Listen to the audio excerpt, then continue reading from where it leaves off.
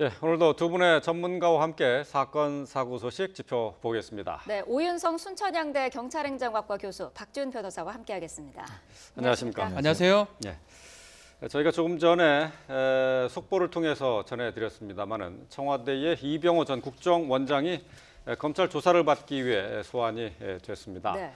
자, 이병호 전 국정원장 같은 경우에는 지금 재직 당시에 국정원에 있는 특수활동비를 청와대에 상납했다는 의혹 때문에 오늘 또 조사를 받게 되는 거죠? 네, 그렇습니다. 지금 이제 박근혜 정부의 마지막 국정원장이었는데, 지금 2015년 3월부터 금년 6월까지 재직을 하면서 지금 이미 전임자들에 의해서 이제 이러한 특수활동비가 청와대로 건네졌다라고 하는 그러한 조사가 있었습니다만은 이번에 이제 이병호 전 국정원장을 대상으로 하는 것이 마지막으로 이제 피의자 신분으로 소환을 하는 것으로 보아서는 이러한 청와대로 건네진 국정원의 특수활동비에 관련된 수사가 현재 마무리 단계에 들어가는 것이 아닌가 이렇게 생각이 됩니다. 네.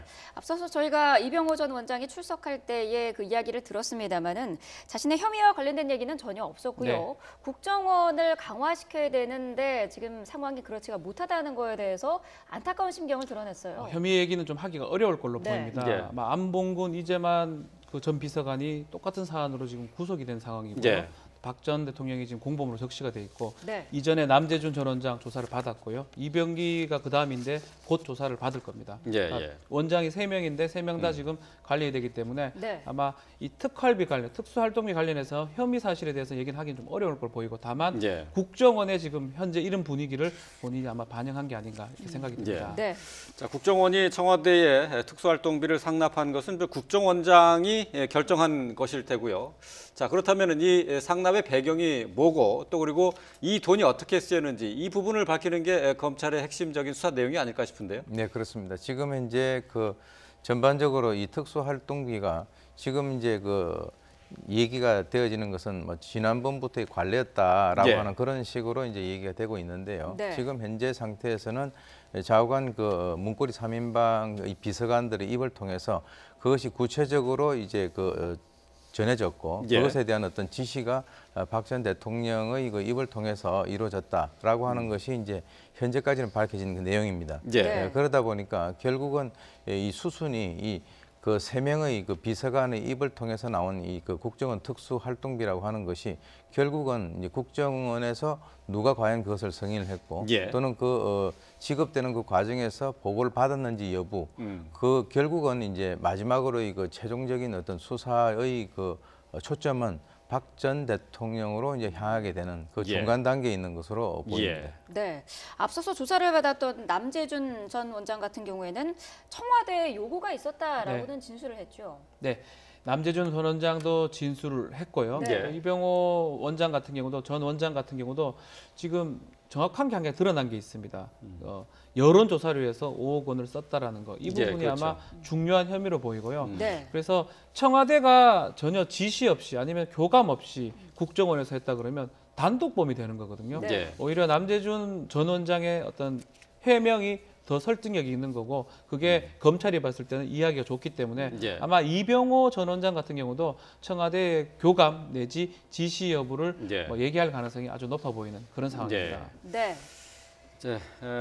저희가 지금 이병호 원장이 지금 검찰에 나와서 조사를 받는 내용을 갖고 지금 얘기를 나누고 있습니다만 지금 방금 들어온 소식 전해드리겠습니다. 화면을 좀 국회로 넘기겠습니다. 오늘 홍종학 중소벤처기업부 장관 후보자에 대한 인사청문회가 열리는데요. 지금 국회에 도착을 했습니다. 청문회 시작은 10시인데요. 조금 전에 방금 지금 홍종학 후보자가 국회에 도착을 했습니다.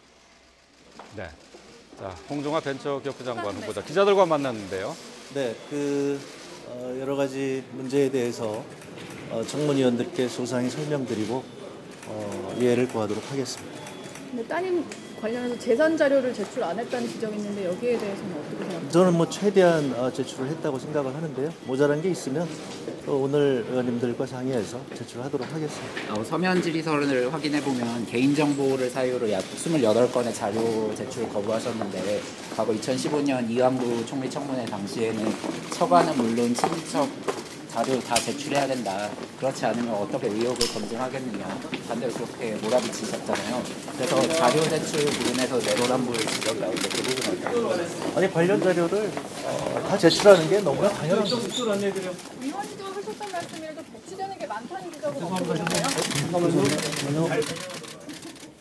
네. 자, 홍종학 중소벤처기업부 장관 후보자가 지금 국회에 출석하는 모습 함께 보셨습니다. 네. 자, 기자들의 질문이 이어졌는데 짧게 다시 한번 들어볼까요? 여러 가지 문제에 대해서 청문위원들께 소상히 설명드리고 이해를 구하도록 하겠습니다. 근데 따님 관련해서 재산 자료를 제출 안 했다는 지적이 있는데 여기에 대해서는 어떻게 생각하세요? 저는 뭐 최대한 제출을 했다고 생각을 하는데요. 모자란 게 있으면 또 오늘 의원님들과 상의해서 제출하도록 하겠습니다. 서면 질의서를 확인해 보면 개인정보를 사유로 약 28건의 자료 제출 거부하셨는데 과거 2015년 이완구 총리 청문회 당시에는 처가는 물론 친인척 자료 다 제출해야 된다. 그렇지 않으면 어떻게 의혹을 검증하겠느냐. 네. 자, 들으신 것처럼 홍종학 후보자 청문회를 통해서 관련된 의혹들 소상히 설명하겠다고 얘기를 했고요. 네. 자료 제출과 관련해서도 할 수 있는 건 최대한 했고 자료 제출 부분에 대해서도 이제 청문회 과정에서 소명을 하겠다 이렇게 얘기를 했습니다. 네, 자, 홍종학 후보자와 같은 경우에는 이른바 부의 대물림 편법 증여 논란이 있고요. 말씀드린 것처럼 지금 야당을 중심으로 자료 제출 문제가 제기가 된 상태입니다. 여기에 대해서 홍종학 후보자는 최대한 제출을 했고 필요한 부분이 있으면 추가로 제출하겠다라고 밝혔습니다. 네. 자, 홍종학 후보자에 대한 인사청문회는 잠시 뒤 10시부터 시작이 됩니다. 관련 내용 들어오는 대로 또 자세히 전해드리도록 하겠습니다. 네. 예, 다시 대담으로 넘어가겠습니다. 저희가 앞서서 이병호 전 국정원장의 검찰 출석과 관련한 내용들을 살펴보고 있는데요. 자, 이병호 전 원장이 앞서서 이재만 전 청와대 비서관 같은 경우에는 국정원의 특수활동비를 받은 것은 박근혜 전 대통령의 지시에 따라서 움직였다 이렇게 얘기를 했거든요. 달라고 할 때 용처는 잘 모르겠고 돈을 갖다 이제 전달해 준 것이 전부다 이렇게 얘기를 했어요. 이것은 뭐 박근혜 전 대통령에게 책임을 넘기는 것으로 그렇게 볼 수 있을까요?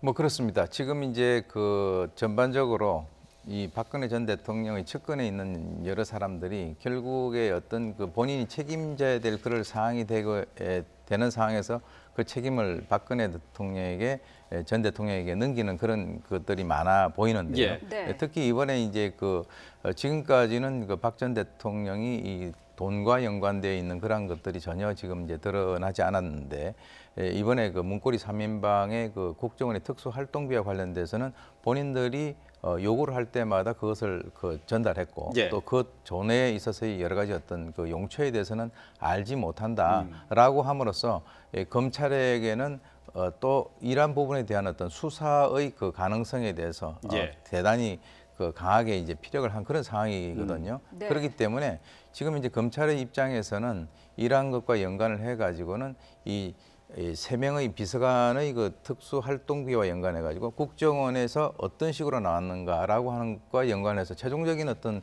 그 목표는 박 전 대통령으로 좀 향하고 있다 이렇게 볼 수 예. 있겠습니다. 자, 특수활동비와 관련해서 청와대 요청이 있었다. 그리고 이재만 비서관 같은 경우에는 박근혜 전 대통령이 지시에 따라서 돈을 내줬다, 보관했다 이렇게 얘기를 하고 있는데 이건 법률적으로 네.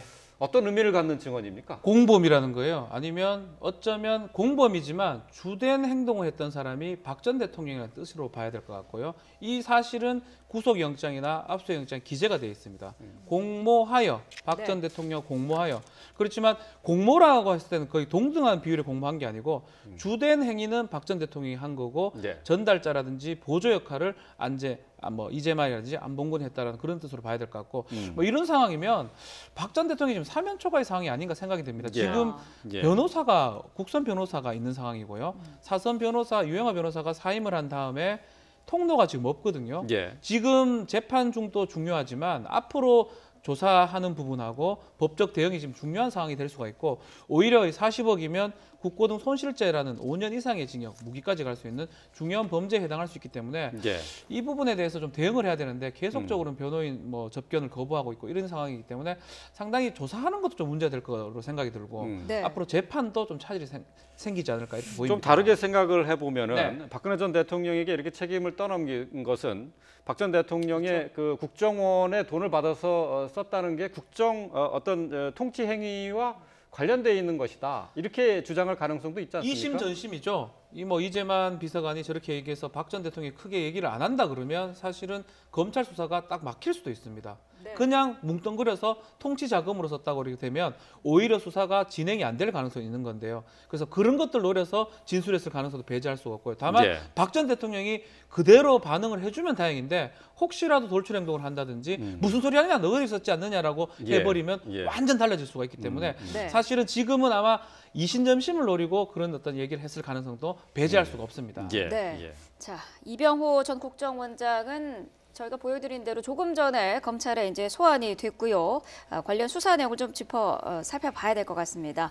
자, 오늘 또 김관진 전 장관도 영장 실질 심사를 받기 위해서 이제 도착을 하게 되는데요. 자, 김관진 전 장관 지금 댓글 공작을 주도한 혐의를 받고 있는 거죠. 네, 그렇습니다. 지금 이제 그 김관진 전 장관 같은 경우는 2010년부터 2014년까지 국방부 장관으로 재임을 하면서 예. 그 당시에 그 연재욱 사이버 사령관에게 지시를 해가지고 이제 그 당시 그 정부 또 여권을 지지를 하고 예. 그 당시에 이제 여권을 비난하는 그 댓글을 한 것으로 이 군 형법상에 있어서 정치 활동 관여죄로 현재 그러한 그 혐의로 수사를 받고 있는 그런 상황입니다. 예. 네. 지금 김관진 전 장관은 앞서서 이제 검찰 조사에서 네. 이 그 사이버 사령부의 댓글 활동에 대해서 보고를 받았고 또 이 보고 받은 것을 청와대에 또 보고를 했다. 네. 이렇게 얘기를 했어요. 이렇게 된다면은 청와대에 직접적인 어떤 지시가 있었던 것 아니냐. 또 이쪽에 또 수사가 불가피한 것으로 그렇죠. 볼 수 있죠. 이명박 전 대통령한테 보고를 했고 지시를 받았다고 좀 진술을 했습니다. 여러 가지 어떤 크게 혐의는 두 가지죠. 지금 말했던 것처럼 정치 관여했던 부분하고 하나는 뭐 특정인에 대해서 사이버 사령부 요원으로 뽑지 않는 어떤 예, 연자제 같은 경우, 예. 특히 그건 직권남용죄가 될 수가 있는데 그 부분에 대해서 우리 사람만 뽑아라. 그래서 이명박 전 대통령한테 보고를 했다는 부분입니다. 네. 특정 지역 출신을 배제하라고 한 부분은 직권 남용에 해당이 예, 그렇죠. 왜냐하면 네. 의무 없는 일을 하거나 아마 그 직권을 남용해서 전라도 쪽은 빼라고 했기 때문에 예, 예. 사실은 말도 안. 근데 본인은 전라도 사람입니다. 전주 예. 사람인데 그럼에도 불구하고 그렇게 했기 때문에 직권남용죄가 성립할 수가 있고 또 국감에서 가서 청문회 과정에서 또 위증을 했던 부분 아마 크게 세 가지 정도가 오늘 영장에 기재될 것으로 보이는데 네. 다만 이 영장에 이명박 전 대통령의 어떤 지시 부분은 빠져 있습니다. 예. 그게 빠져 있는 게 뭐 혐의가 없어서 빠졌다기보다는 아직까지 확인이 아직 덜 된 상황이 특히 이명박 전 대통령 소환해서 불러서 확인을 했다면 그걸 적시를 할 수가 있는데 예. 만약 또 부른다고 가정했을 때 하나 가지고 부르기는 어렵거든요. 여러 가지 뭐 댓글이라든지 블랙리스트, 화이트리스트 예. 여러 가지 사건을 다 종합해서 불러야 되기 때문에 그래서 일단 뺏는 것으로 보이고 네. 다만 수사는 아마 불가피한 상황이 아닌가. 뭐 다스뿐만 아니라 고발 다 들어가 있습니다. 그렇기 때문에 곧 이명박 전 대통령도 조사받을 가능성이 아주 높아 보이는 그런 상황입니다. 네. 자, 자신의 의혹과 관련해 김관진 전 장관은 어떤 입장인지 잠시 들어보고 오겠습니다. 북한의 기만적인 대남 선전선동에 대비해서 만든 것이 국군 사이버 사령부 사이버 심리전 단이고 그들은 본연 임무 수행을 위해서 최선을 다했습니다. 네. 자, 군 사이버 사령부 MB 정부 시절에 이제 창설이 됐는데 당초에는 취지는 어떤 걸로 이제 설립이 된 건가요? 이제 아마 기억을 하실 겁니다. 그 디도스 공격이라고 해가지고 북한에서 우리 그 대한민국을 대상으로 해서 이제 공격을 했던 그런 것이 있고요. 그다음에 이제 그 김정은이 북한에 이제 김정은이가 총참모부의 그 정찰총국 산하기구인 110호 연구소를 방문하면서 그 당시에 북한 전략사이버사령부를 이제 만들게 되죠. 네. 그래서 우리도 이제 그런 것과 대응을 하는 그런 개념으로 해가지고 최초에는 이 사이버사령부가 국방부 정보본부 예하에 사령부로 만들어졌다가 나중에 이제 2011년 9월에 국방개혁 307 계획에 의해서 국방부 직속에 있는 그 직할 그 사이버 사령부로 만들어지는 그런 그 배경이 있습니다. 예. 자, 오늘 영장 심사를 진행하는 판사를 좀 살펴보도록 하죠. 강부영 판사 심리로 진행이 되는데요. 자, 이 강부영 판사는 김재철 전 MBC 사장의 구속영장을 기각한 판결을 내리기도 했습니다. 자, 어떤 네. 인물인지 간단히 소개해 주시죠. 이 제주 출신이기도 하고요. 영장 판사가 지금 3명이 있습니다. 예. 3명이 이제 돌아가면서 배당을 받고 아마 최근에 영장 판사들이 가장 제일 힘들지 않을까 예, 생각이 듭니다. 예. 강부영 판사 같은 경우는 원칙주의자라는 평을 받고 있고 요번에 정기인사 때 2월 달에 서울중앙지법 영장 판사가 됐습니다. 예. 중요한 거는 박근혜 전 대통령, 이재용 그 부회장 같은 경우 구속영장을 발부했던 사례가 있고요.